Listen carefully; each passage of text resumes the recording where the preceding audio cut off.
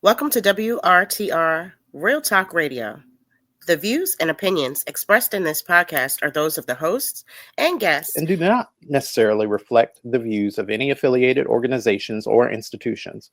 This podcast is intended for informational and entertainment purposes only and should not be considered legal, financial, or professional advice. While we strive to provide accurate and up-to-date information, we make no representations or warranties of any kind, express or implied, about the completeness, accuracy, reliability, or availability with respect to the podcast or the information, products, services, or related graphics contained in the podcast. Any reliance you place on such information is strictly at your own risk. In no event will we be liable for any loss or damage, including, without limitation, indirect or consequential loss or damage, or any loss or damage whatsoever arising from loss of data or profits arising out of or in connection with the use of this podcast. By listening to WRTR Real Talk Radio, you acknowledge that you understand this disclaimer and agree to its terms. Enjoy the show.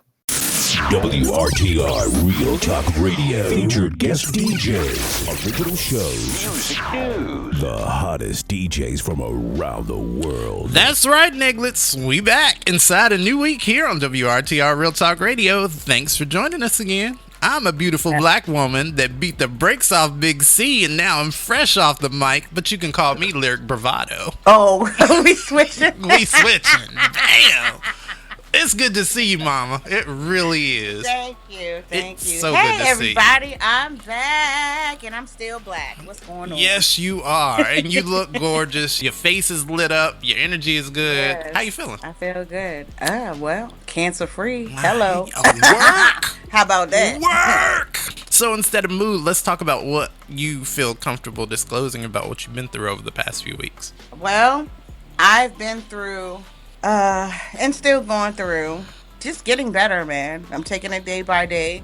My doctor cleared me to start singing again. I just can't lift heavy objects yet. I got another 4 weeks until I can go back to like regular activities. Understandable. But I feel good, man. Like the surgery went well. The thing about it is, miracle. Okay, I don't know what else to say, but miracle. Nothing but God. Honestly, Okay. My MRIs saw the cancer. My blood tests saw the cancer. Like, I was literally diagnosed. When they went in, she said, "We see the mass, but there's no cancer." Mind you, they hired some experts in another room. Like, my case was, like, very complicated. They had, medical experts in another room looking like through the microscope because my stuff was done robotically. And she said they looked and looked and looked and looked. They spent like 30 minutes looking, couldn't find cancer in my body. I'm so happy for you. That is amazing. I was like, okay, well, that's a blessing. Very much so. So moving forward, now I'm going to be doing what I love to do. Back to singing, full throttle. I sing with a new band now called Express Band 2.0. Nice. And I had my first 2 shows Wednesday and yesterday, which was Friday. Y'all, I don't know when this episode is going to go out. I also have my 3rd show Sunday. All right. Doing a birthday party, pink and white birthday party. Nice. So I'm very excited about that. I saw your fit from your selfie. You looked outstanding. Wow. Thank the crowd you. was popping. Oh, it was packed in there. Mind you, we played before Junkyard Band, legendary band in DC. It was their 46th anniversary of Junkyard Band. So it was packed. Jeez, 46? That's older than me. Packed to the brim. Wow. Of people honoring that band in Urban Crab in Forestville yesterday. So it was very nice. It was very nice. People showed up. My face is all over Facebook, so don't be surprised, y'all. Definitely, and show her some love. That girl, that's me. She is well deserved. Oh, my journey has been both eye-opening and fulfilling. Yeah. Yeah. for those of y'all that follow me online, I'm sure you realize that I haven't been as engaged, and that was on purpose. That was definitely on purpose. I've been like kind of pouring back into myself and letting myself live a little this summer. I've been going outside. Good. And I mean, I've always held myself to standards, sure, but I never really allowed myself to let loose. And this summer I have, so that's the most information y'all gonna get, because it has been a time for me this summer. I will say, though, that therapy and unpacking old stuff made this evolving space that I'm in possible. So shout outs to therapy and getting back into the swing of things. That being said, ready to get into this mess. Okay, so who you want to be like when you grow up? Who do I want to be like? Ooh, I need to make that a jingle. That was kind of cute. It should. Let's play it like in the beginning of every one of these. Okay, let's see. I want to be like the 3 black, autistic, beautiful women who opened their own natural hair salon and beauty school in the Atlanta area. I'm sorry. Wow. Aaliyah Alicia Thompson has teamed up with twin sisters Anaja and Anaya Bird to launch Aaliyah's Beauty Bar, which specializes in locks, lock extensions, and retwists. Their success shows what happens when barriers get pushed aside for real talent and determination. They also offer scholarships for training and mentorship to people with autism. Have you noticed? Have you seen the black uprising? Have you seen how all these black businesses are popping up like herpes everywhere? And it's just like, we out here and we need the support. So yeah, I love this. Yes. Y'all tried so hard to keep us away from your spaces. Well, fuck you, bitch, because we get in our own spaces. That's what we doing. So when I grow up, I want to be like the people over at emeraldbook.org. They wrote this excellent article about black excellence and why it's so triggering to so many. So I'll read the first paragraph for y'all just so you can see what drew me in. The phrase black excellence, defined as extreme success demonstrated by black individuals, often in the face of systemic racism, has become a rallying cry for empowerment. Yet, for as long as black people have achieved greatness in America, that achievement has been met with predictable, almost mechanical response: backlash. This pattern is so consistent that historians and sociologists have given it specific names, quote, white backlash, or quote, white rage. The friction surrounding the term black excellence itself reveals a deeper discomfort, one that exposes the fragile psychological foundations of Americans' racial history and hierarchy. Y'all have got... Listen, this is an article worth the read. Again, the site is emeraldbook.org, and search the article titled The Backlash: Why Black Excellence Triggers Americans' Deepest Fears. It's an excellent and, like I said, uplifting read. Yeah. And speaking of reading, let's read these letters. It has been too long. It's been a few weeks. And these have been piling up. Oh, gosh. So let's get into some of y'all's mess. With If It Were Lyric up next. Back in a black ass minute. Oh, jeez. Let's talk about what MAGA actually means. Great again means going back to something. So the question's back to when? They're talking about the golden era, the 1950s and the 1960s specifically. Picture it the way they picture it. Leave It to Beaver on the television, a father who leaves for work in the morning and one income is enough to buy a house, a car, and put kids through college. That was sold as the American dream. And for a lot of families, it was real. That's the postcard they want to go back to. Now, here's the same postcard turned over because there is a back to it. While that family was having dinner at 6 o'clock in another part of the same country in the same decade, we couldn't get a loan for that house, no matter how good our credit was. We couldn't get the job that paid enough for one income to be enough. And when we tried to simply exist, walk down the street, speak to the wrong person, register to vote, we could be beaten. We could be brutalized. We could be hanged. We could be murdered in broad daylight with a crowd watching and nobody held responsible. 1954, the Supreme Court rules in Brown versus Board of Education that segregated schools are unconstitutional. 1955, Emmett Till, 14 years old, is beaten, shot, and thrown in a river for allegedly whistling at a white woman. Same year, Rosa Parks refused to give up her seat, and the Montgomery bus boycott begins. 1957, 9 black teenagers need the National Guard to just walk into a high school in Little Rock. 1960, college students are staging a sit-in at lunch counters because we couldn't even sit down and eat in public.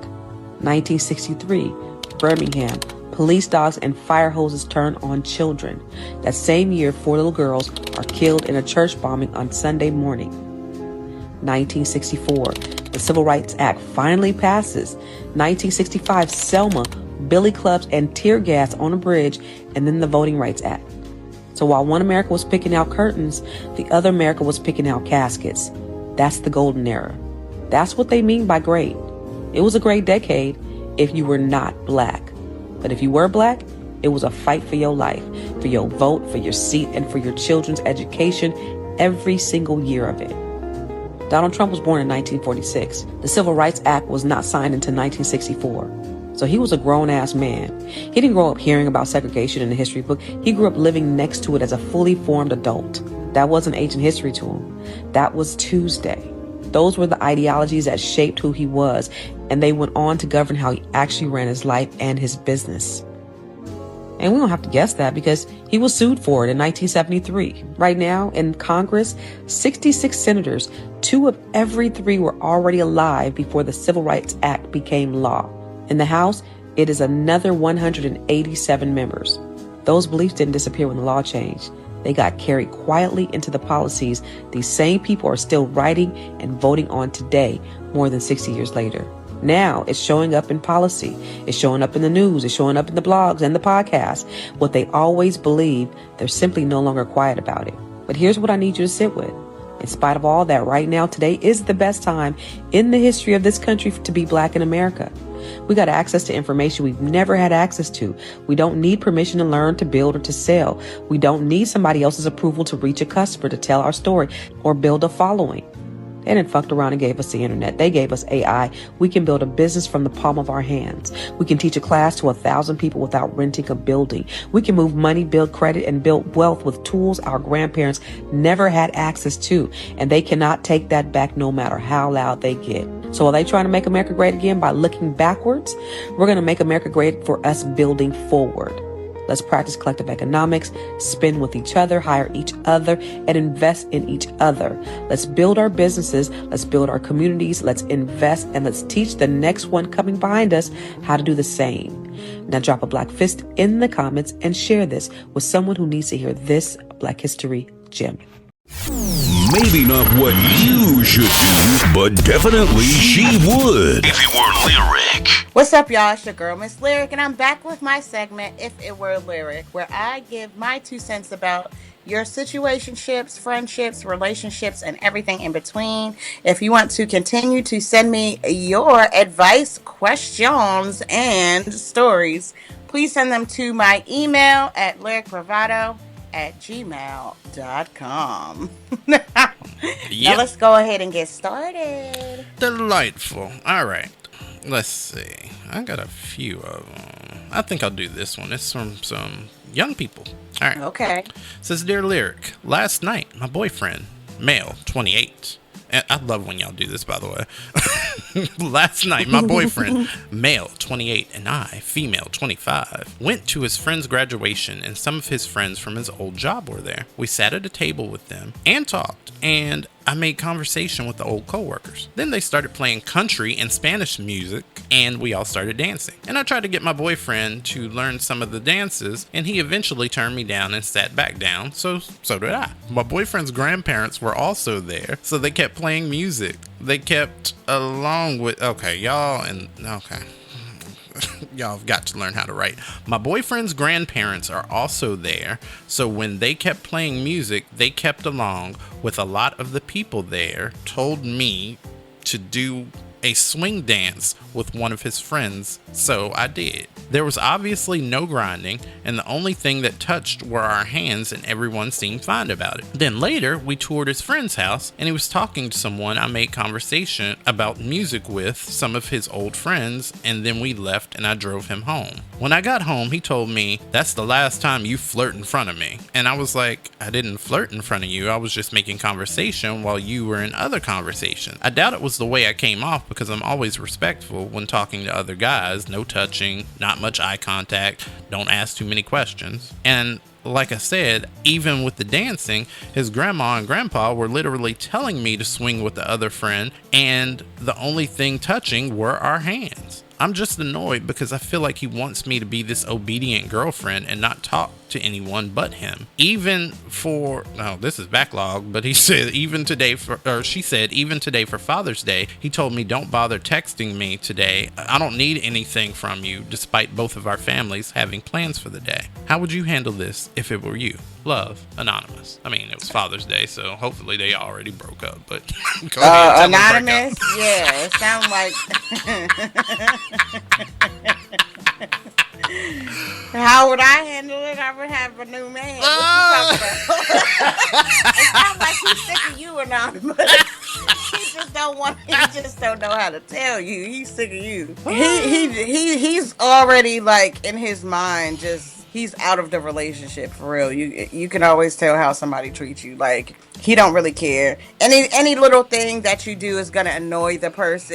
It's gonna drive you crazy. Even if it's something innocent, it's gonna get on their nerves. He's checked out of that relationship, so you need to check out of it too. Actually, he's checked into the relationship, I believe, but checked way too far in. He wants somebody he can control. That's what a lot of these brothers want. But that's what I'm saying though. Like he's checked out because since she didn't do what he what you meant. What he wanted her to do, he's checked out. Gotcha. So now you talking to her any kind of way. Don't even bother texting me. I don't need nothing from you.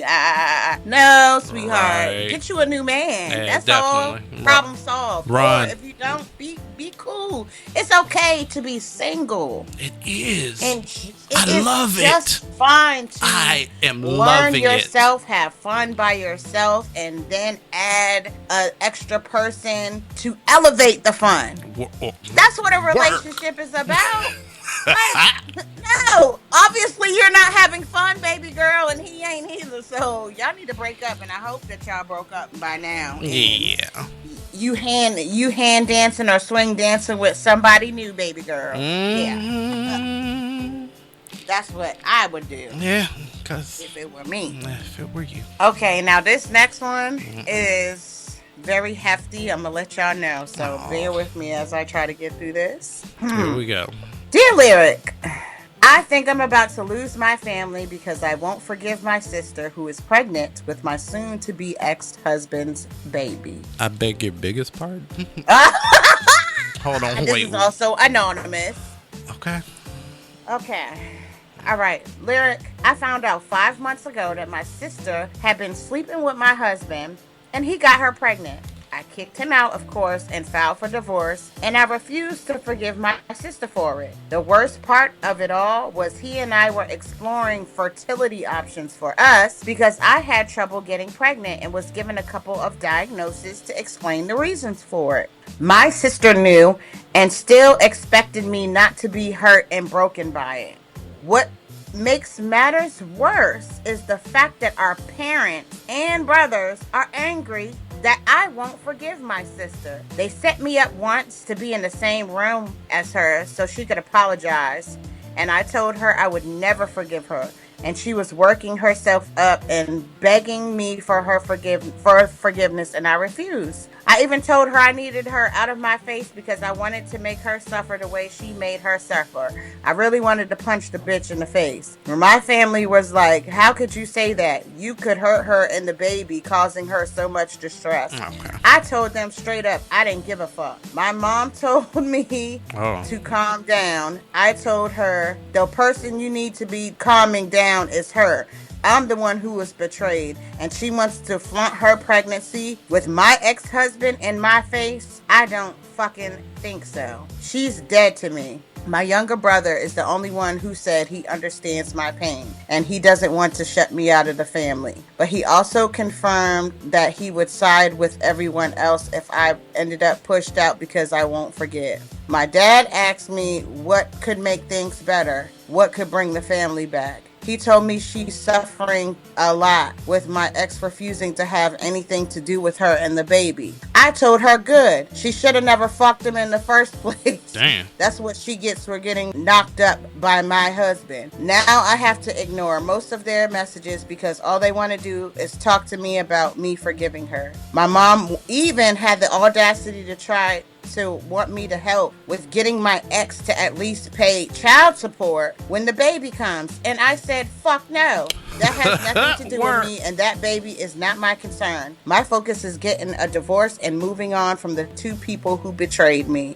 But I can already tell I'm probably going to lose the rest of my family, and I don't know if I'm supposed to try and save it or not, minus my sister. Please help. Wow, that is heavy, because that's your... Wasn't it, though? That's your family. I seen that. I said, oh, that's shit. your family. First off, okay, I got a problem, too, because I don't condone violence against anybody, but especially someone pregnant. So realize that baby ain't got nothing to do with y'all's beef. You can drag her after she delivers.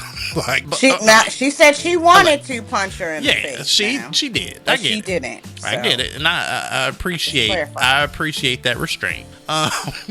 But to follow up, I will say she dead ass wrong. And then for your family to then, oh well, you should just forgive her, and y'all family, y'all do grimy shit behind that it's family line far too often, and I don't think that's discussed enough. Like Shorty said in the movie Soul Food, family don't be fucking other family. Exactly. Okay, remember Cousin Faith came in and fucked that girl?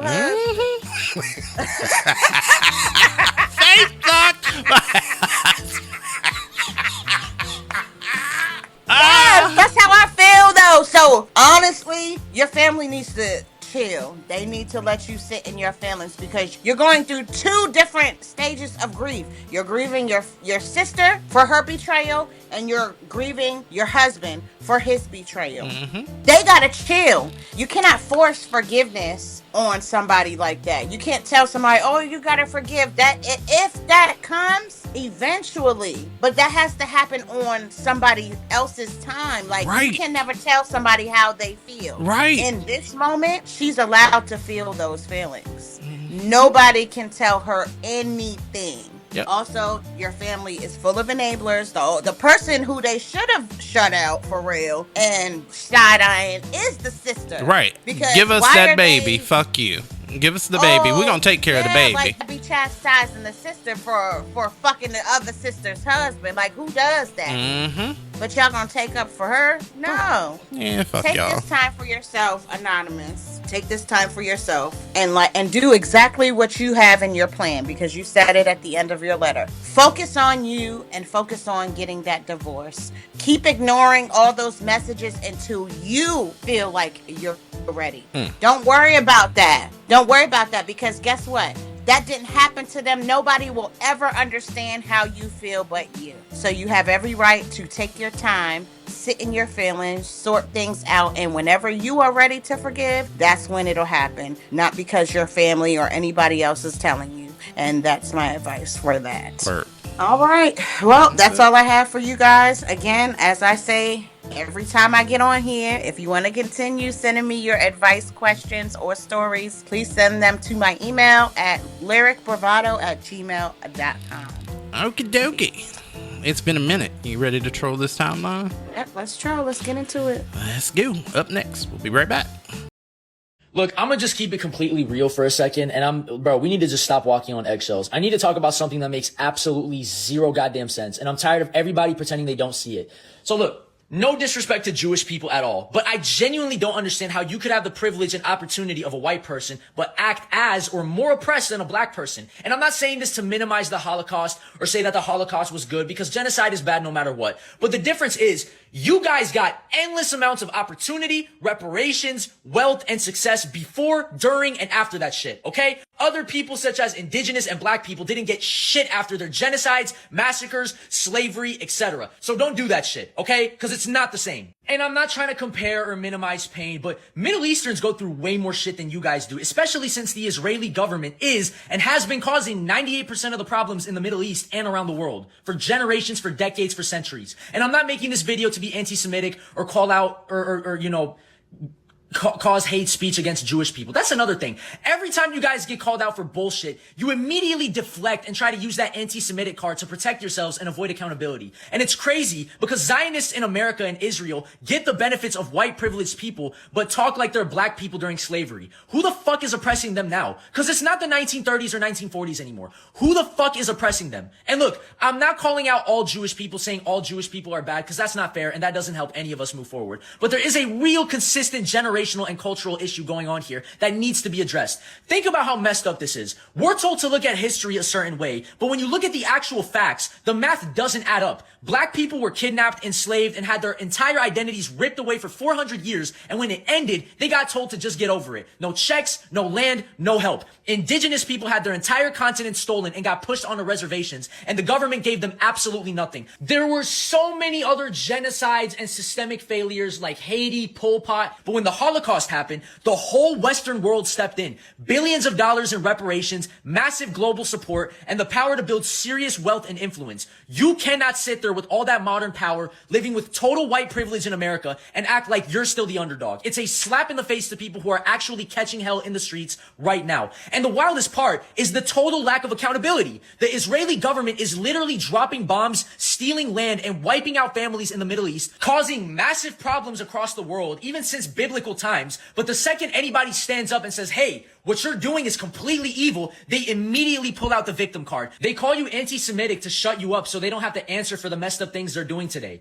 You can't use what happened 80 years ago to excuse the fact that you are playing the bully right now. It's a cheap trick to avoid accountability, and people are finally waking up and calling it out. The root of the whole problem is that the people running the world have created a double standard for human pain. They decided that some trauma matters more than others because it serves their political goals. They let one group use their history as a permanent shield to do whatever the fuck they want, while Black, brown, and Middle Eastern people are told to shut up and deal with the ongoing violence and poverty and systemic oppression and the amount of getting fucked over by the government that the system locks them into. The only way we fix this is by stopping the double standards completely. A body in the dirt is a body in the dirt, and a bully is a bully no matter who they are. We have to stop letting people hide behind the past to justify hurting people in the present. Everybody needs to be held to the exact same standard and get the same amount of equality and equity, and nobody gets a free pass to oppress others just because their ancestors went through a tragedy. True justice means calling out the bullshit wherever it is. Flat out, period. And let's look at how the system protects this double standard, because this is where the real game is played. I'll give y'all an example. If a black person talks about the legacy of slavery, or an indigenous person talks about their stolen land, the world tells them to stop complaining, shut the fuck up, move on, and pull themselves up by their bootstraps. It happened so long ago. But the second you point your finger at the Zionist establishment or call out the Israeli government's actions, the entire system orchestrates a hit on your life. They try to take your job, cancel your contracts, cancel you, ban your social media accounts, fuck with your bank accounts, destroy your reputation overnight, shit, and other times kill or assassinate you. Why is it that calling out one specific group can cost you your entire livelihood while the systemic oppression of everybody else is just treated like casual debate? It's because it was never just about a tragedy in the 1940s. It's about protection of power. The elite built a fortress where they get to use their historical scars as a multi-billion-dollar political corporate shield, while the rest of the world is left bleeding in real time. If you have the power to silence the world, you aren't the one being oppressed. You're the one holding the microphone. You're the one controlling the textbooks and the history books. You're the one that controls the narrative. Stop fucking playing. Time to troll. We back, Blacks. Time to troll this timeline. So, well. Look who hell is dropped off again in the news. Have you seen that line lyric? According to The Guardian, U.S. rapper Boosie seeks $300,000 refund after failed Trump pardon bid. Have you heard at all about this? I saw something when I was scrolling late last night. I saw something about Bootsy, but I never clicked on it. I mean, that was probably a good idea. But either way, this is so loaded for me because, for one, y'all gotta know that even though Trump is selling these pardons like, I don't know, fish dinners out of the back of somebody's trunk, it's not legal.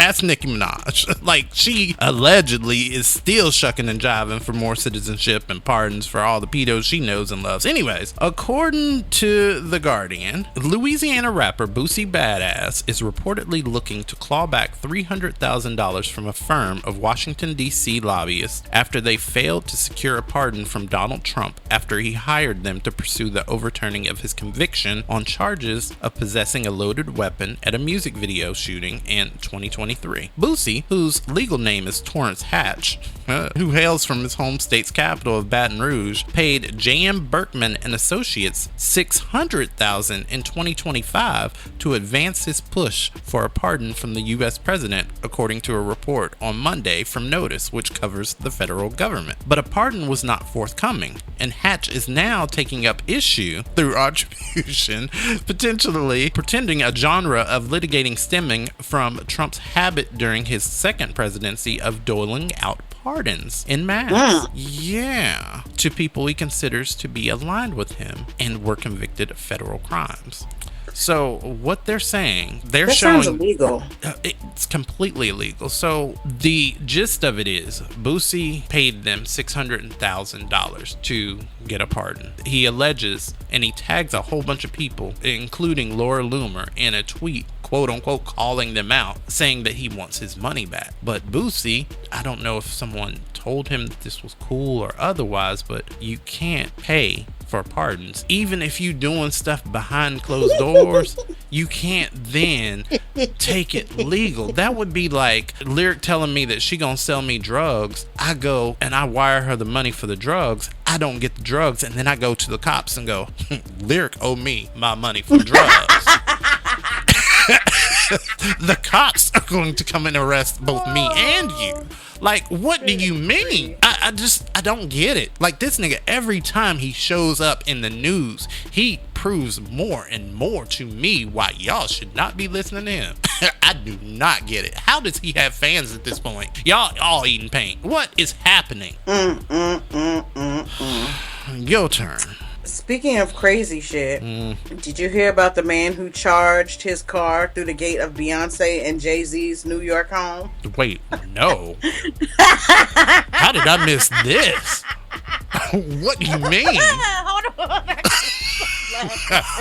He charged his car. Was he mad about Target? What happened? I have no idea, but a 63-year-old man from the Bronx 63 crashed through the gates of Beyonce and Jay-Z's East Hampton home. That may have been Police report say that he was driving very, very fast when he approached the closed gates and didn't stop, which led to significant damage. The man was arrested and taken to a local hospital while his vehicle was impounded. Detective Dunn told Page 6 that the man seemed confused and that he had no criminal record. He didn't threaten anyone or mention Beyonce or Jay-Z at all, so he might have not even known that they lived there. But before the incident, he had reportedly asked a nearby homeowner about a woman by name, further indicating potential confusion. Officers found no weapons or notes, and the going theory is that the man is suffering from a medical emergency. That medical emergency is that lean.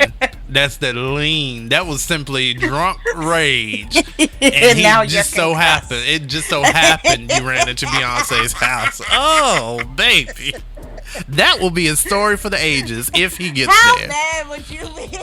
63? Out of town on tour, doing your thing, and you come back and your gate all fucked up. Listen, I'm sure, but you know what?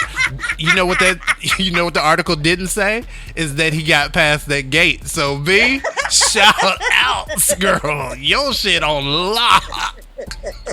Your shit is on lock now. You got that. Ooh, damn, child. People be peopling.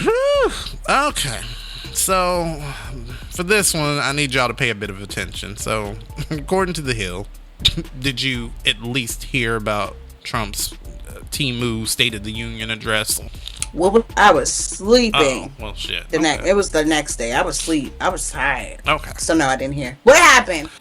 According to The Hill, Trump lied to the American public in primetime address. Rep. Jen Hines, who's a Democrat from Connecticut, the ranking member on the House Permanent Selection Committee on Intelligence, accused President Trump of misleading the country in his Thursday evening speech about the state of the election security in the U.S. The President of the United States lied to the American public today, Hines said on MS Now following the primetime address. It was a bald face, 180-degree, obviously provable lie, he continued. And It really was. Niggas, friends of niggas adjacent and even white people that want to have a say-so. This shit that he said on Thursday simply isn't real. Trump lies. It's what he does. These are provable lies. And you can go over to the actual White House page and look up the information that he was referring to about election fraud. They are still talking about the 2020 election, Lyric. I know.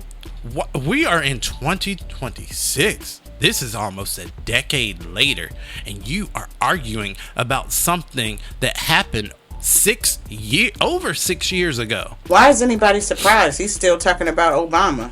All of this shit, these are provable lies. And like I said, if you go over to the actual White House page and look up the information that he was referring to in his speech, it does show international interference with our elections, but it wasn't in favor of former President Biden.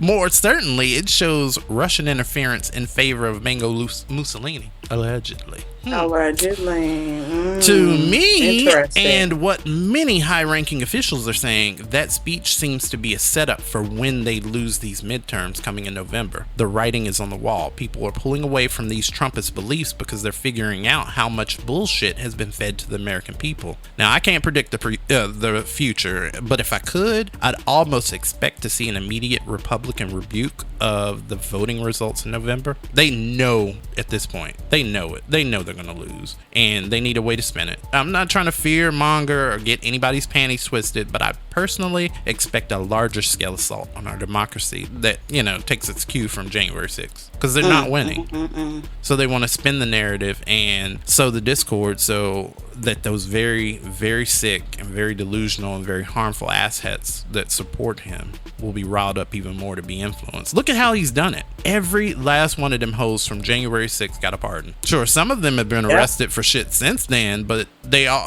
got a pardon for January 6th. You don't think, except for one. Except for one, because she said that she that ain't one want lady it. said she said she time. didn't want it, right? But you don't think those that believe his bullshit won't go back out there? So yeah, I'm personally preparing for what may be an assault on our very ability to choose the officials that we have to represent us. I mean, look at what they're doing in the South with the rolling back of the black voting representation and suddenly selecting who's eligible to vote. That's crazy. Indeed. Tag Garrett. Okay. I will say this. Let's start off by this. Imagine you're a 16-year-old teenager. Oh, no. No, I don't want to relive it. No. You're not feeling well. You go to an urgent care. They do all sorts of tests. They say, all right, we'll have your results in your portal. Imagine you waking up the next day and you opening your portal and it says you're HIV positive. Oh, no. As a teenager. That would be now imagine panic. You are so overcome with grief and you're young. Yeah. You try to take your own life. Your mother comes in because she's paying attention. She's involved in your life and she stops you from doing it. Now imagine you contact that same urgent care to learn that it was actually a false positive. Then I'm suing you. That is, well, I mean, can they? Because, hold on, you worked in nursing, so can they be sued for false positives? Yeah, they absolutely can. They switch somehow or another. Some blood got switched around, or somebody put something. Yeah, you absolutely can. Emotional distress. A lawyer will pick that up, eat that up. So this actually happened to a Georgia family who said that their teenage daughter was devastated after discovering the positive HIV test through her online portal, only to later learn that the result was incorrect.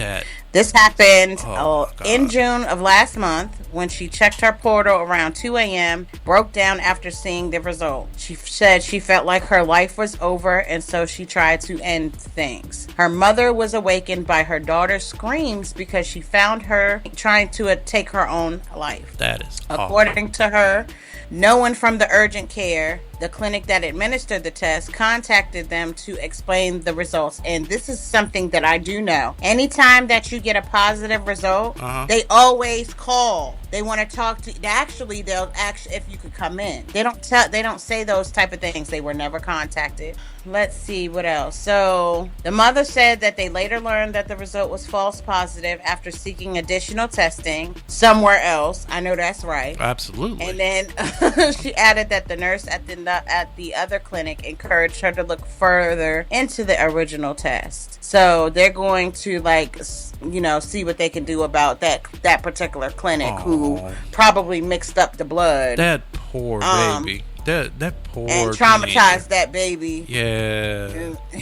That would have spun my head. That would have spun my head. At 16, are you kidding me? Mm-hmm. I was already doing grown shit. And can you imagine if she actually? What if her mom woke up too late and then got that call? Yes. That it was. Well. Speaking of things that make you go in the midst of a heat wave, have you heard butts all over America are exploding with the runs? Yes. Oh.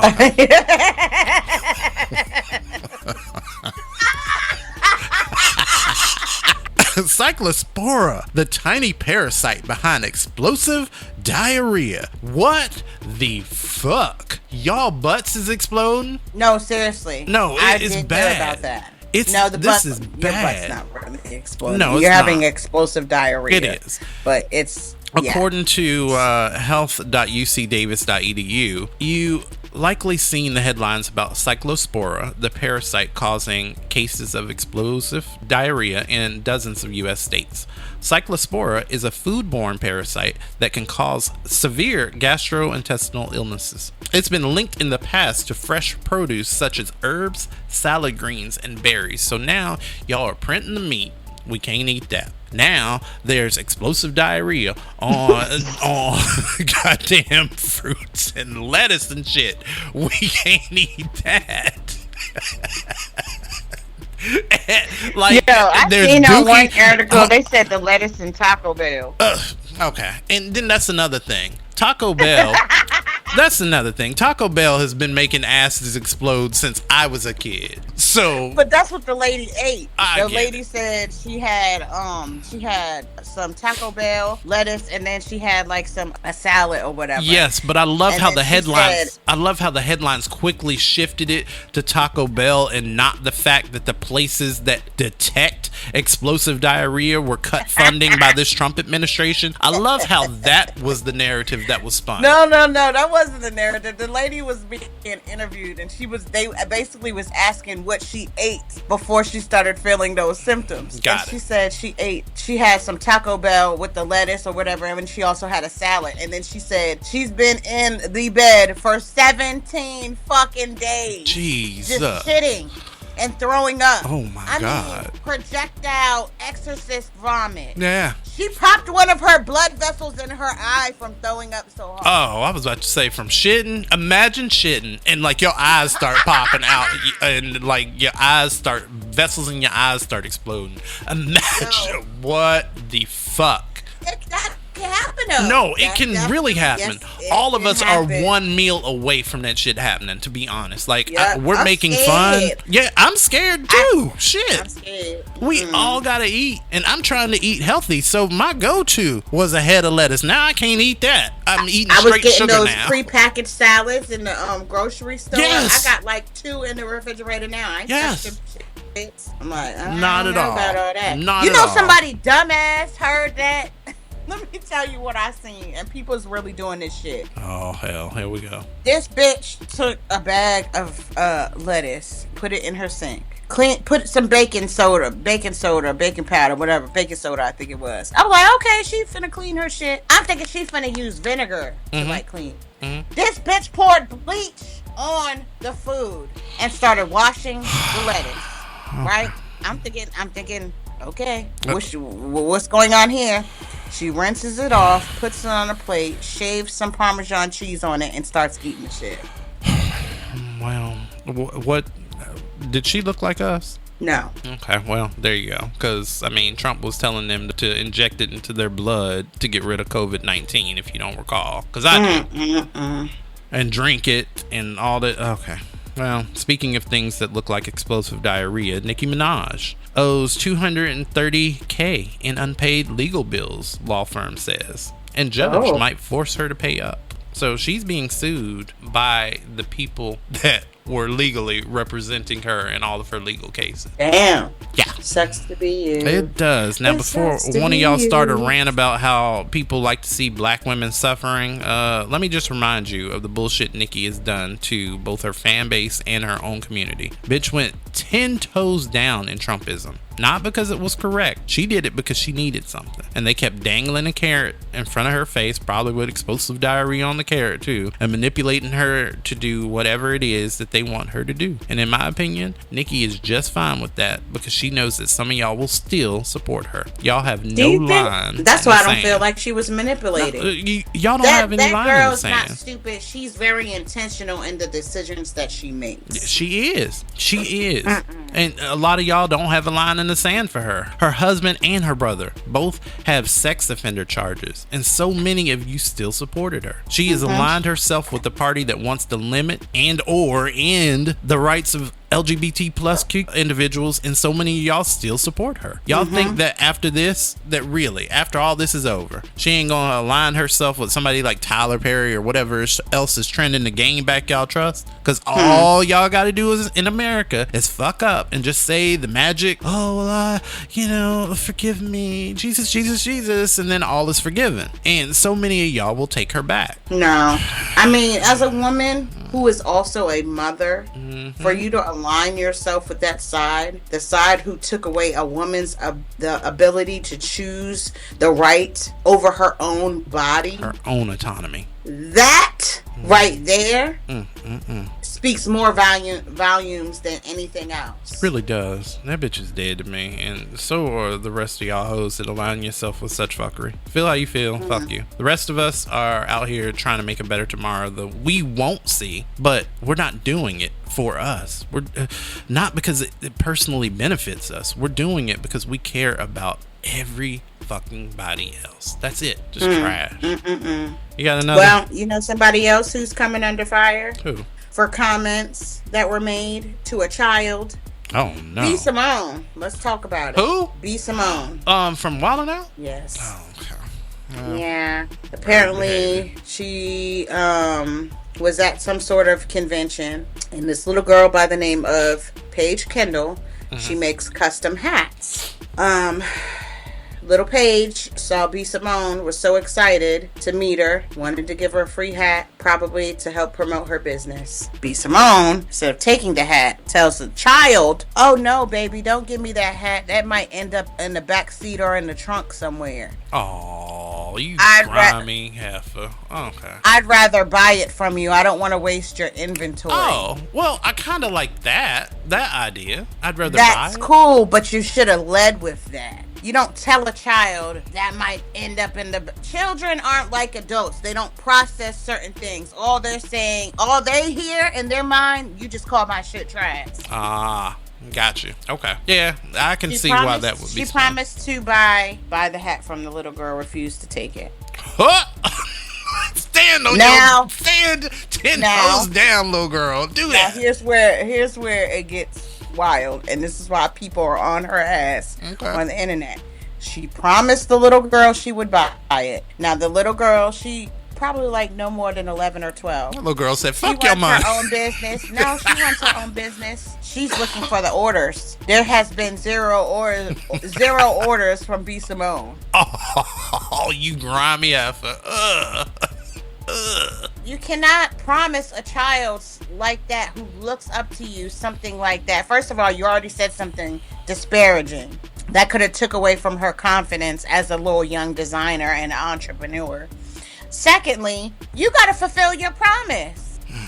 And because the internet aunties and uncles, they already like looking at you sideways from some of the shit you done said on your podcast platform. Now you done did this. Girl, you better buy that hat.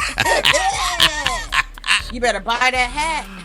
Because a couple of them in the comments said, "Come outside, we ain't gonna jump you." Ah! I seen it. Love it. They on your ass.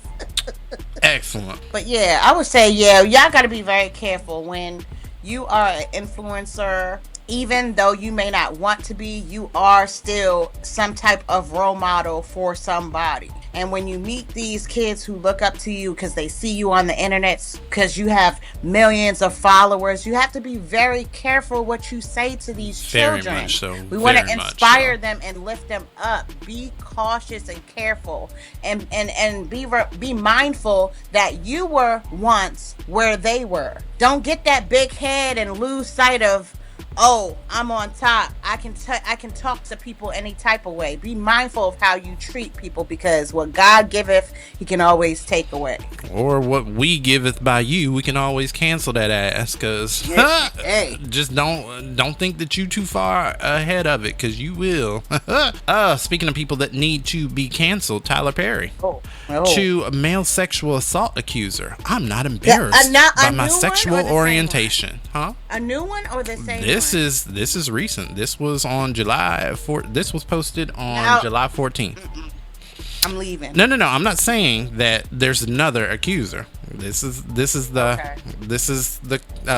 claim according to TMZ. The newest one. Okay. Tyler Perry claims his male sexual assault accuser Mario Rodriguez, who we remember talking about back in the day. Okay, I'm with you. All right, so Tyler Perry claims his male sexual assault accuser Mario Rodriguez is working overtime to pressure him into a settlement, but the famed director says he won't cave. In new legal docs filed by Tyler's legal team and obtained by TMZ, the movie mogul fires back at Mario's claim he won't sit for a deposition unless Mario agrees not to ask about his sexual orientation. Mario asked that Tyler be sanctioned for not appearing at a deposition where he says he planned to ask Tyler if he was attracted to men. So he's kind of firing back because, like, in the case, but that's smart though. But why is it smart? Here's the thing: who at this point in 2026 today? Who? Oh, no. Who in 2026 today thinks that Tyler Perry is straight? Show of hands, because I don't. No, what I'm saying for a legal standpoint. Okay, sure. If you don't have that question answered, none of all of his claims have. You know what I'm saying? Okay, but because if he don't come out and say that he like men, then he then can be what? Like, oh, it negates the fact that I was just being nice. I was just doing this. He took it the wrong way. It's still a thing where it's my word against yours. You know what I'm saying? From a legal point. Now, to answer your question, I've never seen him with no lady. That's all I'm gonna say. Other than the scandalous stuff. What I have heard was the people who have worked with him have said, oh, he's hit on me, he's done this, he's done that. Just like that one, what's his name, Christian something, I can't remember his name, the light-skinned guy, the actor. Not Reeves. Christian it's something. Go ahead. I know you're talking about Christian. Okay, so go ahead. So he got on Beyonce's internet and went live. Remember that? And he was describing a man who said he can change his voice Christian into Keys. a woman. Christian Keys. Yes. And he would never say the name of who it was, but everybody in the black community knew who the fuck he was talking about. Yeah. Okay. And ain't nobody stupid. But I get it from a legal standpoint, but ain't nobody stupid. Come on now. We seen them text messages. We know what it is. It's not okay. Whether you go up to the judge and be like, yeah, I be sucking dick sometimes or not. If this person accused you, of something and they can prove that you did it, then whether you admit to sucking dick or not, you are guilty. That's just it seems to me it's not that about it damaging your credibility. Also trying to force him out, like, you know what I'm saying? That's what it seems to too. Again, I don't know his angle though, but to me, in my eyes, regardless if you're gay or straight, if somebody did something attacking you in any way, if somebody don't want you, leave them alone. You know what I'm saying? Yes. It don't matter what. To me, it don't matter what your sexual orientation is. If somebody who is a lesbian grabbed my ass, I don't care. I don't care about knowing if they like women or not. That bitch grabbed my motherfucking ass. Right. I don't want it. That was an advance that I did not want. I understand it. I don't know. I don't know. Yeah. Well, this joint's shaky. We're just gonna have to keep watching this and see how this plays out. I cannot wait. I was gonna cuss y'all out about gay stuff, but I'm not. I'm gonna instead forego this and go up to Y-Files up next. Because I was gonna let y'all have it about sexuality this week. And y'all still got it coming. Just give me a week to sit on it. Ha! You like that, right? I see what you did there. Wi-File's up next. We'll be right back. White people, y'all can start telling us it's not about race the day that we start finding y'all hanging from trees and your murder is marked a suicide. You can start telling us it's not about race the day that we find your bodies dismembered in the woods after you went on a friendly outing with a group of black friends, or to a sleepover and you are found dead in that person's home and no one knows what happened to you and everyone walks away scot-free. You can start telling us it's not about race when we find your sons wrapped up in mats inside the high school, and when the autopsy is done the body parts are missing and still no justice is found and the camera footage is missing. When your son goes on a boating trip with friends and comes not back because he's drowned accidentally, but everybody is free walking around doing interviews on MAGA podcasts. And see, the funny thing is that it's not us wanting to just blame white people for this murder, because I need y'all to understand that this is not the first one. Nolan is not the first. There have been multiple this year, this month alone. Have you heard of Kyle Basinga? Have you heard of Torrance Medley? Have you heard about the 16-year-old girl in Charlotte? Or the 27-year-old in Florida? Or Gerard Jackson at the music festival? Or the 11-year-old boy in the care of his white babysitter near Lake Erie, Ohio? Have you heard of any of these?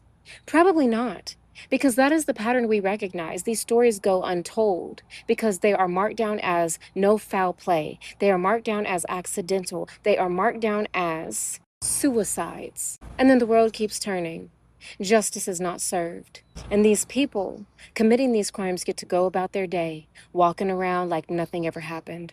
This is why we are screaming from the rooftops about Nolan, just as we should be screaming from the rooftops about all of the rest of them. The long list, it goes back decades. But this is the pattern we recognize. This is the system working as it was intended so that we don't receive justice when harm is done to our children, to our mothers, to our brothers, to our sisters, to ourselves. It's not that we want to blame you. It's that you taught us to recognize y'all's pattern of behavior. And it's a pattern that's as old as this country. And y'all are fools if you think we're not going to recognize it. So tell me again how it's not about race when you have a group of MAGA boys going on a MAGA podcast. You have people in official places making personal phone calls and putting out statements to clear their names, centering themselves on the safety of their families in this investigation. No stories corroborating each other, lie after lie after lie. The math is not mathing. Tell us again. Because as we very well know, MAGA is obsessed with race and ensuring that the white race is the only race that gets the forefront, the center, the spotlight, the rights, and the policies in their favor. Don't be mad that we learned to recognize the pattern that y'all continue to show us. Why do you have roaches? The why file. Why do my children hate me? On WRTR Real Talk Radio. Why did my vagina burn? The truth is out there. Explaining the unexplained, we're answering why to the questions you want to know about taking your skeets over on Blue Sky at WRTR Radio. We also take your emails over at WRTRradio@gmail.com, and you can hit us up individually, Marcus Smoot and Lyric Bravado. And this is the Why Files. Remember, the truth is out there. What we got, Miss Lyric? You want me to go first or you? You go first. All right. Tammy from the Bronx wants to know, why did the Grim Reaper snatch Lindsey Graham up and not Mitch McConnell? Oh, gosh. Oh gosh. Oh, I was hoping that by the time I got to this question, because I had pulled this, she sent this last week, and I was hoping that by the time that I got to this question that it had happened, but yeah, but we all know that Mitch gone too, girl. We know. Did you see that picture that they try to put up of Mitch McConnell proving signs of life with him and his wife in the hospital? with the paper from that day? It looked completely AI generated. That or Mitch McConnell is embalmed at this point, because what do you mean? And for those of y'all about to chime in about how people shouldn't speak ill of the dead, here's a why question for y'all. Why not? Lindsay's ass had a stank ass history, and I don't believe in sugarcoating somebody's impact on the world simply because they're not here in it anymore. He was horrible when he was here. fuck you, Charlie Kirk, too, because you were horrible, too. But if we talking about Lindsay, let's stroll on over to Google real quick. This is what Lindsay is known for. Let's see. Embracing Donald Trump. Lord. After fiercely criticizing Donald Trump during the 2016 primary as race-baiting, xenophobic bigot, unfit for office, Graham executed a complete political reversal, becoming one of his closest allies. In the 2020 election, Graham faced severe backlash for his efforts during the 2020 election. Critics pointed to his phone calls to Georgia election officials, including the Secretary of State, where was widely viewed as inappropriate attempts to influence the vote count. He had Supreme Court double standards. He had a hawkish foreign policy.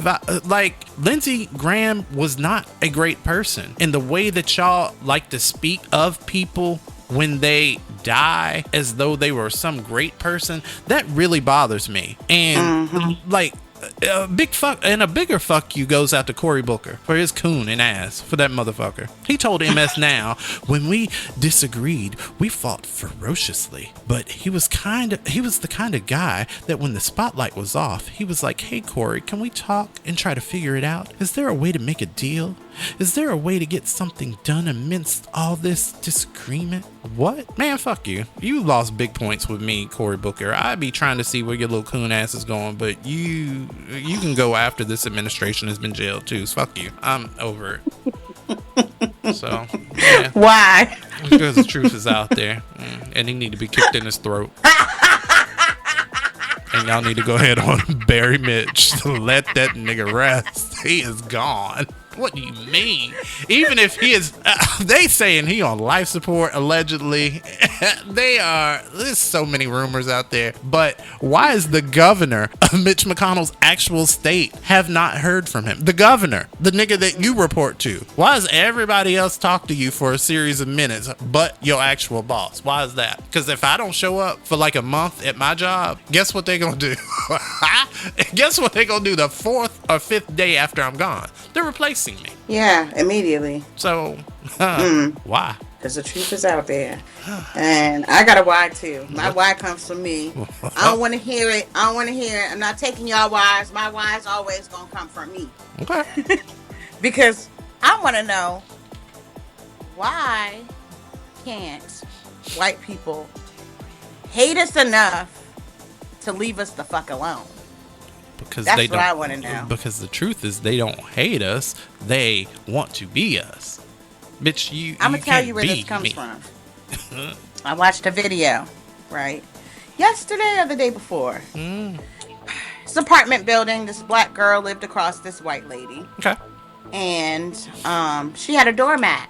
On that said doormat, it said Black Girl Magic, and it had a beautiful black woman on it. Aww. The white lady tried to sneak past the black girl's ring cam, stole her motherfucking mat, and threw it down the garbage chute. Mind you, the mat's a custom-made mat, $50. It don't just fall from the sky. I spent a little bread on there. It's not a little $10 Walmart joint. That's why we get ring cameras. That, hey, I'm just saying, she spent her bread, she customized it. I get it. And got it ordered and shipped to her home in front of her door where she paid her bills and her rent at. And this white lady took it upon herself to steal her mat and throw it down the garbage chute. What happened after that? She gave her 3 days to replace the mat. 3 days passed by. The lady basically said, fuck you and your mat. The lady got punched in the motherfucking face. Now, the internet is torn because everybody's saying, well, why didn't you file a police report and this, that, and the third? And I understand why she did what she did. The police just gonna come, hand you a piece of paper, say you gotta come to court, work it out civilly. You're going to pay more in court fees for the value of that mat. Yeah, but then you'll pay more in your freedom by fucking this bitch up in the face. No, the lady didn't report her. Why? Because the theft was caught all on film. She didn't know what she was going to do with that footage. Plus, there's more. She has been antagonizing her. She put trash in front of her door. She had all those videos. She ain't want that. She just took the punch in the face. Gotcha. Which is you better had, because bitch, who is you? All of a sudden. Oh no, you good. God dang it. Go ahead, you good. You good. Okay. It froze. Go ahead. So, listen, had it been me, I would have gave her 3 days. She would have had 3 minutes to replace my shit. Or she would have been in that trash chute along with my Mac going to go get it. You hear me? Because who is you talking to? What is you doing? I'm catching you red-handed touching my shit. Yeah, you would have been going to go get that joint down that same chute you threw it down. Why? Because I'm about that life. I'm about to kick you in your motherfucking chin. Oh, God. That is... You know what? I'm not mad at that outcome. I'm glad that she did not get arrested, because we both know in America 2026, Trump America, as a black American, it could have gone very differently. So be careful out here. Yeah. Make y'all's impact, but move diligently. But I'm proud of y'all, man, because some of y'all it's cool to have, the restraint like Martin Luther King, be one with the brothers and sisters, but some of y'all niggas got that Malcolm X mentality by any means necessary, okay? And I'm not mad at it, because motherfuckers is tired. Yeah, we are. We're tired. We're very tired. And that is because the truth is out there, and hopefully y'all will get it together. So that wraps it up for this week's Waffles. Y'all know the socials. Up next, news to make you nauseous. To the Republican Party, it's time to talk about Donald Trump's odds for the week so far. It's only Tuesday. A fifth of your supporters are now openly admitting that they are worse off financially than they were before you got into office. Only 1 in 3 Americans think that the war in Iran is anything. The overwhelming majority of the country think this is dumb. This is dumb. If only someone had told you. Yet another state is lining up legislation to get money out of their political system. How am I going to purchase elections? Michigan now has a ballot proposal to stop their power companies from being able to spend money on elections. Only a quarter of your voters think that your big, beautiful bill helps them at all. Most of your voters actually think that this bill was only for the wealthy, because it was. Meanwhile, 57% of Americans say that the war in Iran has made everything more expensive. Oh, and it turns out the witnesses at the reflecting pool said that it was falling apart before that guy in the canoe touched it at all. Because you're trash. You're a trash person who hires other trash people to do trash work because you're a lazy welfare queen who sucks on the teat of the American people. Fine, I'll just stop everyone from voting. No! Republican-led Missouri is re-enfranchising felons. Tens of thousands of people on probation and parole are going to get their right to vote back. And that is because one Republican member of the State House of Missouri met with a disenfranchised man who lived in her district, and he told her all of the information about how felons who are re-enfranchised have a lower recidivism rate, meaning if you are more involved in your community, you are less likely to commit other crimes that send you back to jail. Letting people vote lowers crime. That's it. That's the tweet. Democrats in Pennsylvania have registered 25,000 new voters. Surely the Republicans have done the same. No! Republicans have lost almost 5,000 registrations. Rats on a sinking ship. Flee!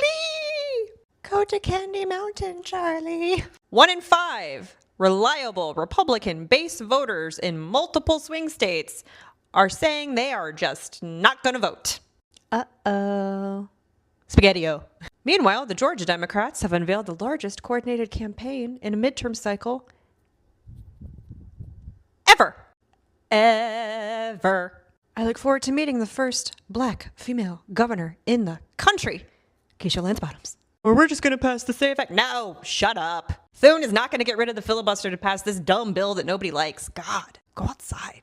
We're looking at a 2018 midterm, aren't we? Well, maybe not. Maybe not. Independents were plus 12 in 2018. They're plus 23 right now. And the DNC may be broke, but the DSCC sure ain't. $40 million going to 10 states for their Senate races. It's okay, babe. I know you're not actually in charge here. Let me talk to Steven. And now, Say what? news to make you nauseous on WRTR Real Talk Radio. Let's go. These are some of the stories you might not read about in the New York Times, the Washington Post, or the Wall Street Journal. It's news to make you nauseous. You want to go first, Miss Lyric? Do I? Do you? Yeah, I can go first. Go for it. Okay, let's see. Say what, Atlanta? Say what? Now, Georgia. I have to say trigger warning. Have to say trigger warning. Oh, here we go. An Atlanta mother will spend the rest of her life behind bars for gruesomely killing her 2 young sons, whose heads were found in an oven 7 years ago, according to court documents. What in the Hansel and Gretel is happening?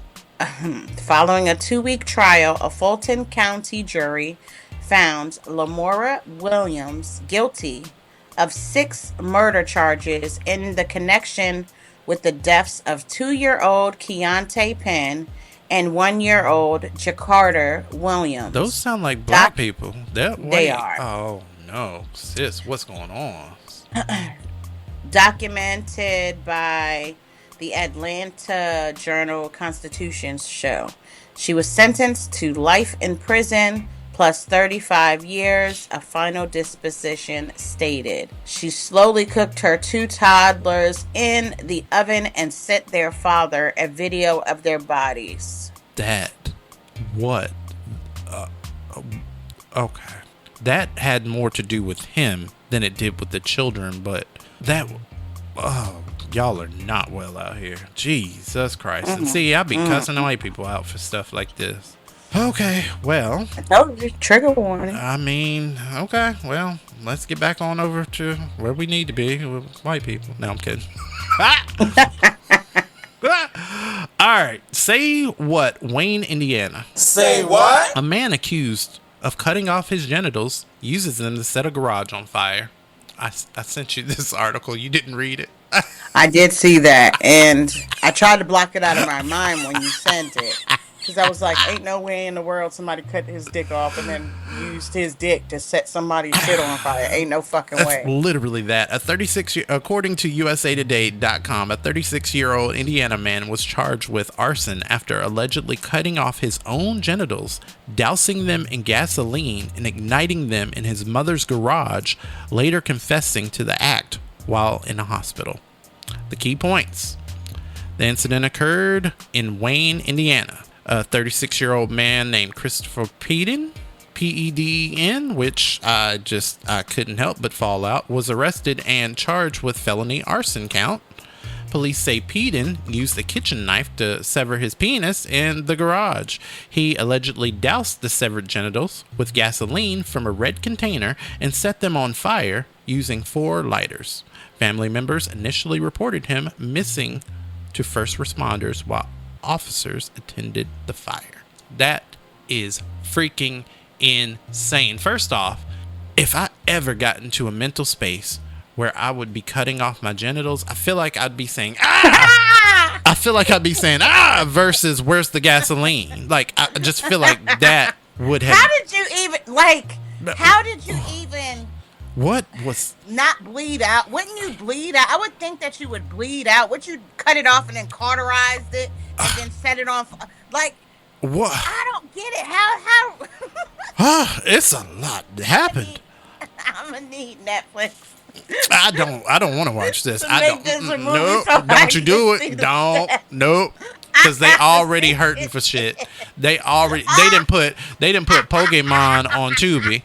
And you know that's their last dish effort, because you know Tubi is owned by Fox. So if they showing Japanese animation on a Fox-owned brand, you know they hurting for views. Don't give Tubi no ideas. They be talking about fire dick, fire crotch, some shit. No, don't give them no I need to ideas. Go ahead, Tubi. Pick that shit up. Pick that shit up. Don't y'all do it. I will sue intellectual property. Dick is on fire. Goodbye. If you want these and more nauseating news stories, make sure you follow us over on the socials at WRTR Radio. I'm over on TikTok at marcus.smoot and at Marcus Smoot on Blue Sky. I don't know where she is, because what do you mean? Great balls of Fire no! Oh my God. I cannot. Fireball. Fireball. Fireball whiskey. Torpedo testicles. They're gonna rebrand ran, and you gonna see this motherfucker's face on there like. He gonna be squatted down in that hood pose. Bam. That jail pose. Bam. That is absolutely insane, Love man. it. People are losing it. They I keep are. They're saying, not well. I don't know what y'all put in that jab or what y'all released in that COVID shit, but See? motherfuckers have been out of their minds. They're not well. Y'all are quarantine. not cool. We live somewhere else that ain't here. Where's your socials? Okay, so y'all can find me on Facebook. Follow me on Instagram and also my TikTok. Run me up on TikTok, y'all. I'm trying to make more content. I'm trying to get back into the swing of things. And I'm sure I was y'all down gonna see for her. a minute, but I'm back with the jump off. Yep, I'm sure y'all see her all over Facebook right now. If you follow her, you see her. So yeah. It's going up. It's going up slowly but surely. But yeah, follow me, y'all. Let's run them numbers up. All right. So up next for Real Talk, if you had to build a prison system from the debris of the current one, how would you change it? Up next on Real Talk. Be right back. I think we've been severely undersold on Rosa Parks because everybody knows the story. Rosa Parks gets off work. She's tired. Her feet hurt. The bus driver tells her to give up her seat and she didn't.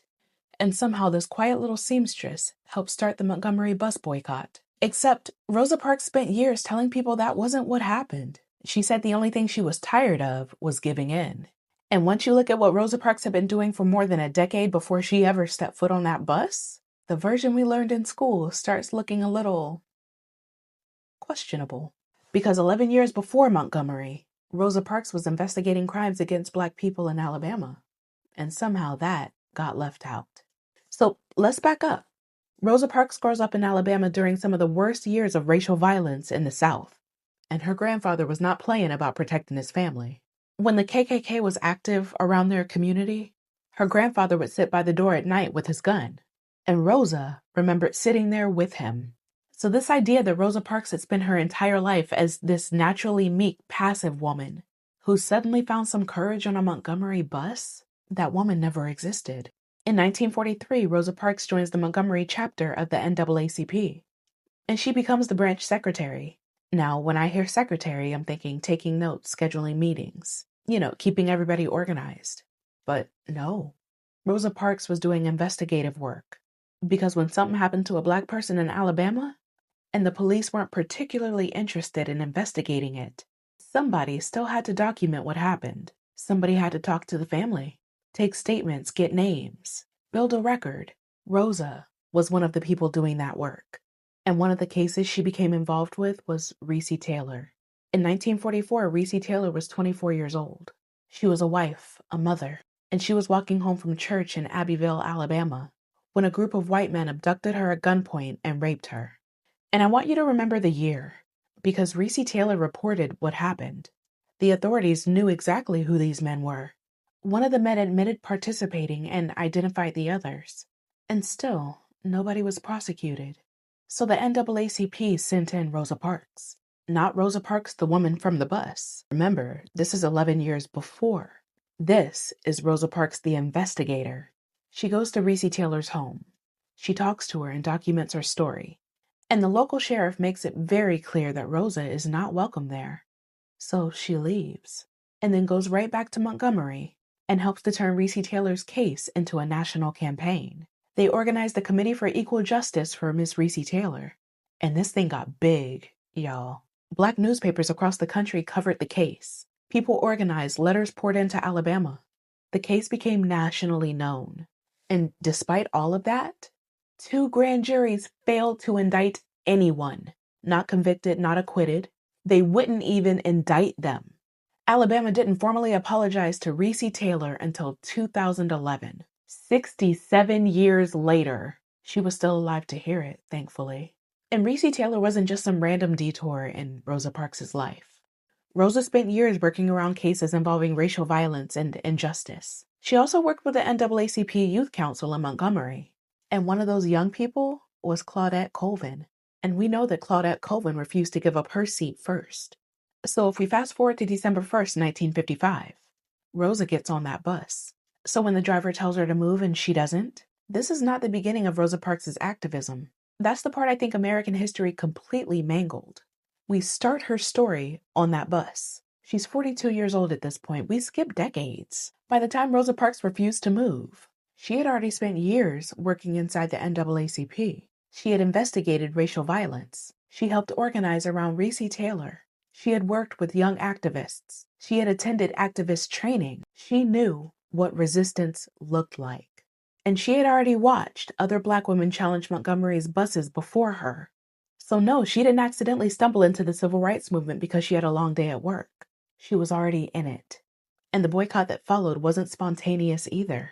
Black organizers in Montgomery already had networks, churches, women's political organizations, NAACP activists, people who had been organizing around racial injustice for years. And what began as a one-day protest became the Montgomery bus boycott. 381 days. That's organization. And Rosa Parks was a part of that organizing world long before most of America ever learned her name. And here's another part about Rosa Parks' story that didn't make it into our elementary school worksheets. She didn't become less political after Montgomery. If anything, she just gets more interesting. She and her husband lost their jobs. They struggled financially. They received threats. And in 1957, they eventually leave Montgomery and moved to Detroit. Later, Rosa worked for Congressman John Conyers for more than 20 years. She remained politically active. She supported the defense of Joan Little, a Black woman whose 1975 trial became a major case involving sexual violence and self-defense. And Rosa Parks admired Malcolm X.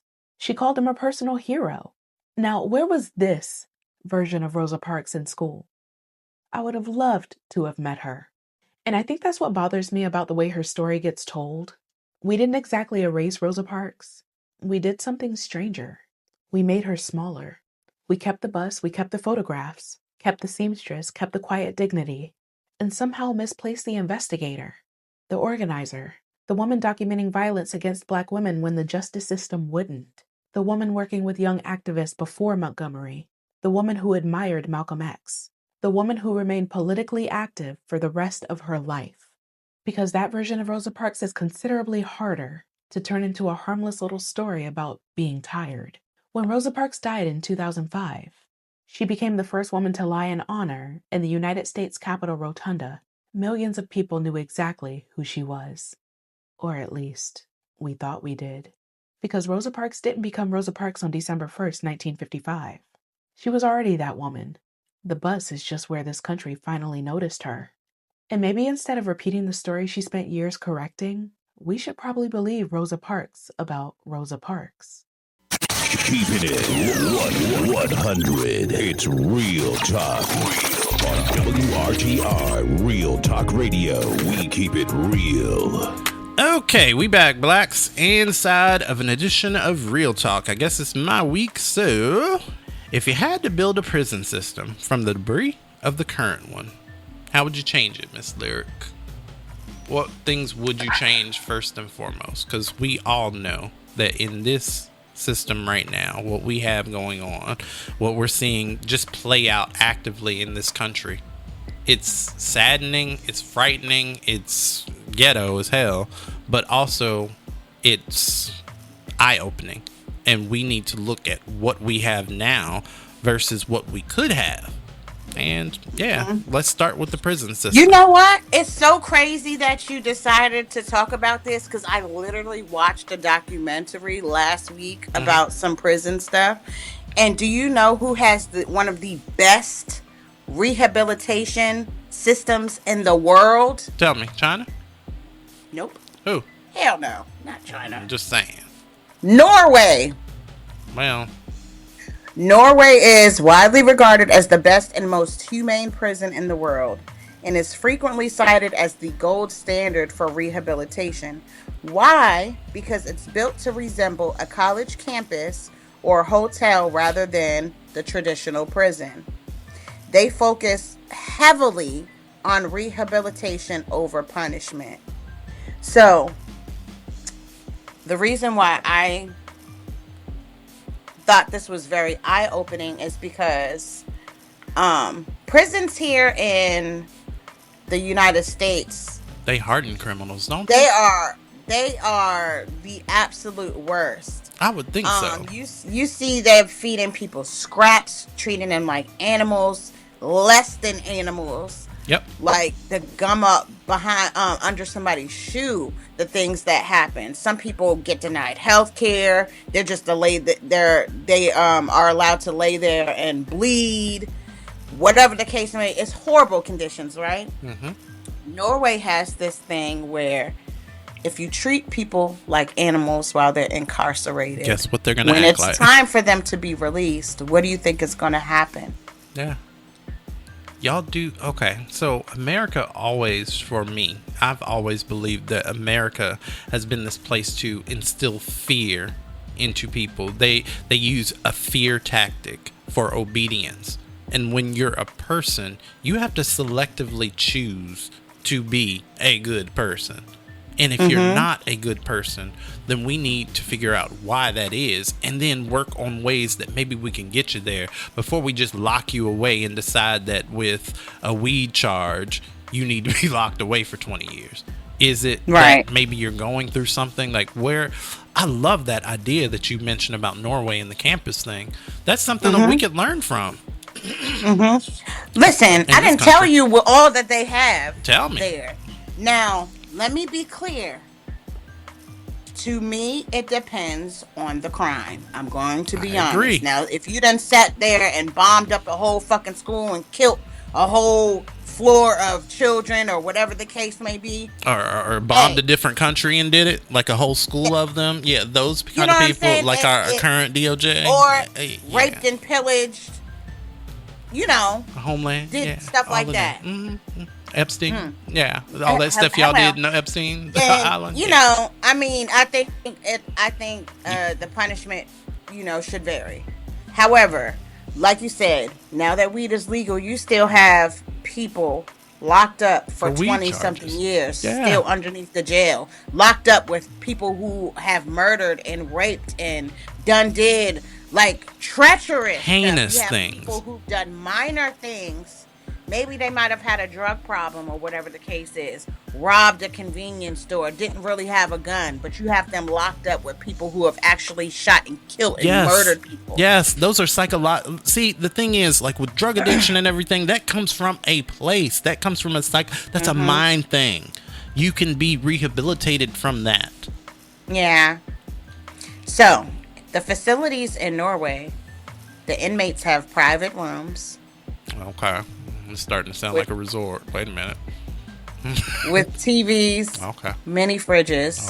Okay. Sound better than their my own bathroom.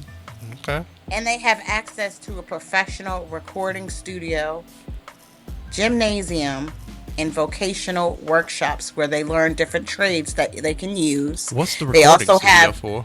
They have their own grocery store in there. No. Go back to the recording studio. What? Why are we dropping beats while we are like in the bokeh? Why are we doing that? They're low offenders, like people who have maybe robbed people or broken into, stuff that. Yikes! Now I can drop a diss track about the person I robbed? No, I don't think so. Yeah, but it's giving them. It was giving them something to do to put their energy in, and I understand why. And guess what? Honestly, the percentage of people who reoffend is the lowest in the world. So maybe dropping those beats may work. Honestly, I feel like maybe they should work up to it. Like we start, and you're helping them to become citizens who can actually do stuff in the community that is more positive, and they're learning these trades and they're learning this, that, and the third. Why wouldn't you? Okay, now that I agree with, but it has to be a workup before you get access to recording studios. Because I'm not gonna rob I'm not gonna have somebody rob me and then they go to jail and you have to earn those privileges. Right. You don't just get to be locked up. And okay. Hey, you go record an album. Right. I thought like you robbed me and then like you become Beyonce or something. So I was against that. Okay, cool. Got it. No, they do have to earn stuff. I think that's but brilliant. Most of them don't even have like bad behavior in there, and the guards are trained to treat them with a certain level of human respect. Yeah.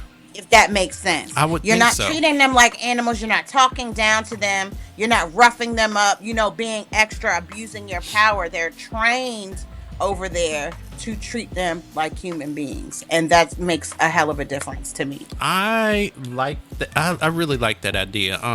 Not that I'm caping for criminals or anything, because y'all know, but no, I'm not. But I definitely think that if we are going to propose this such thing as a rehabilitation or this corrective system that we call it the corrective system. So if we're correcting things, shouldn't there be corrective measures other than locking people up, forcing them like into these like jail cells and just keeping them locked away for the rest of their sentence? I mean, certain criminals, sure. The real heinous Epstein file billionaire types, absolutely. But people that are just struggling and just responding to the way that this world has treated them or the circumstances of this world, again, by the billionaires, but if they're just responding to that, they can be rehabilitated. They can be brought back into this world eventually after they've completed their sentence and a program that is catered specifically to getting down to their problems.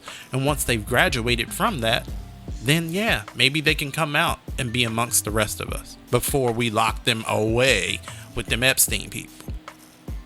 Yeah. That would be my opinion on it. I like that. I had a whole idea. You sent me the link? I did. I want you to watch the documentary so you can see all that goes down in there. Definitely will. It's called Halden Prison, inside world's most luxurious prison. Love it. Literally all right. just watch that. All right. Love that. All right. Well, you got anything else before we get out of here? I got a couple of announcements, but other than that, do you? I do not. All right. That is it. That is all. All righty then. Make sure. Let me see. Are you coming to that Content Con thing with me next week? I should. Okay. I should be able to. All right. I'll let you know if anything changes. For right now, I don't think that I have anything going on that day as far as band stuff. Okay. Well, sponsored by Capital. Well, actually run by Capital Colossal Brand. Run by Colossal Capital Brand, the Content Con DMV at CKB Studios is going down next week, Saturday, July 25th. Myself and hopefully Miss Lyric Bravado will be in the building, sponsored, of course, invited to us by Next to Flex Podcast, yo. It's going to be a good time. It's going to be a panel there.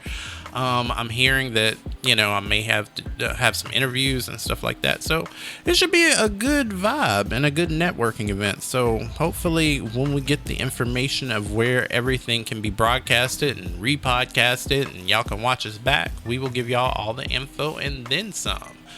Miss Lyric, good to see you. I'm so proud of you. I'm really proud of you. You got a lot going on, sweetie, and it's incredible to see you back up and at 'em. Yeah. And let me just say this before I end. Congratulations to Black from a Level Up Band on the delivery of his brand new daughter. She's beautiful. I just got confirmation. Her name is Symphony. So welcome to the world, little Miss Symphony. Oh, I love that name. Oh, man, I love that name. Yes. There was one more thing that I was trying to remember, and I cannot. Shit. Oh, yeah, I remember what I was going to say. Also, y'all, Voyage Maryland Magazine has featured me in one of their articles. It's a very simple write-up, but I thought it was kind of cool and good to get the visibility because, hey, if content suppressors are going to continuously buy up these platforms and suppress our actual voices and our social media outreach and things like that, I went from thousands of followers to now hundreds. I get like 12 views and shit on my videos and stuff, and y'all haven't seen me as active on social media because of those very reasons. It sucks because there's content suppressors. They don't want this message going out to the people. They want very much so to push this Trumpian bullshit around to everybody. So I figured the best way for me to get ahead of the game is to make myself known to these people. That's why I'm writing these delegates. That's why I'm writing these Congress people. That's why I'm writing these senators. I want my name out there in order to push this brand, in order to push this message, because we need a voice that we can actually rely on. We, the actual people, and it cannot be inked. Like, you can't ink my freedom. Stop. Right. No, don't and want he's that. not kidding when he says he has been writing all of these people. I am so proud that you are becoming this activist and really pushing this message that we have rights and you're going to hear us. We don't give a fuck. We will kick down as many doors as we need to. And I'm so proud that you are standing up and speaking out and doing your thing. Thank you. Thank you. But it pisses me off because this is money that every time we get our paychecks, that we get taken out of our paychecks. We pay your salary for then you to go and make bills that exclude us, for you to make laws and stuff that harm us, for you to take more away from us. What? Are we not a community?